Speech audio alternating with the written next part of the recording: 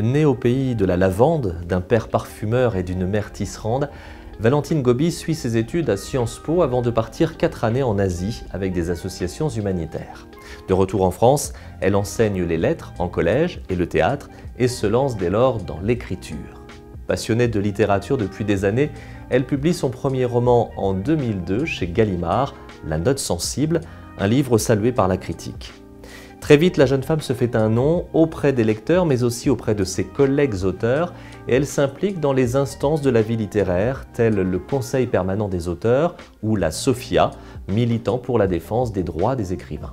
Mais revenons à ses livres. Avec des intrigues souvent inédites et audacieuses et des personnages forts, Valentine Gobi a à cœur de confronter la tragédie à la lumière, le drame à la résilience. Ce sont les thèmes que l'on retrouve dans l'œuvre de l'autrice, que ce soit Banquise, Kinderzimmer, Un paquebot dans les arbres ou plus récemment Muren. Au-delà du public adulte, Valentine Gobi s'adresse aussi à la jeunesse avec des romans destinés aux ados.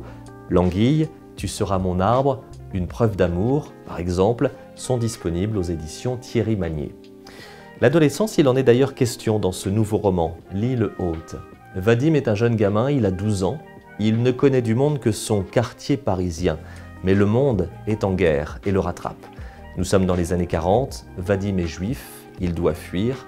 On l'envoie dans les Alpes, dans une vallée oubliée, proche de la frontière italienne. Là, au-delà de la tristesse d'être éloigné des siens et l'appréhension d'intégrer une nouvelle famille, va s'ouvrir pour lui un nouvel univers, celui de la montagne. Et c'est bien le cœur du roman de Valentine Gobi.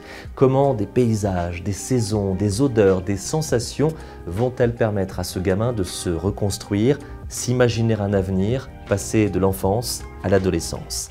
Dans cette ferme où il est accueilli, il y a le travail des champs et des bêtes, les nouveaux copains, les premiers émois amoureux, l'adorable et impertinente moinette, les saisons qui passent, et cette montagne si haute et si proche qui à la fois terrifie, intrigue, rassure et panse les blessures.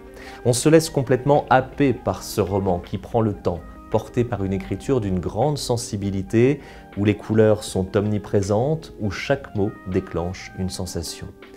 Une histoire dans laquelle les personnages sont finalement des seconds rôles, puisque c'est bien la montagne, cette île haute, tel un refuge, qui est au premier plan.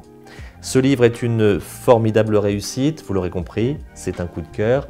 L'île haute, le nouveau titre de Valentine Gobi, est publié aux éditions Actes Sud.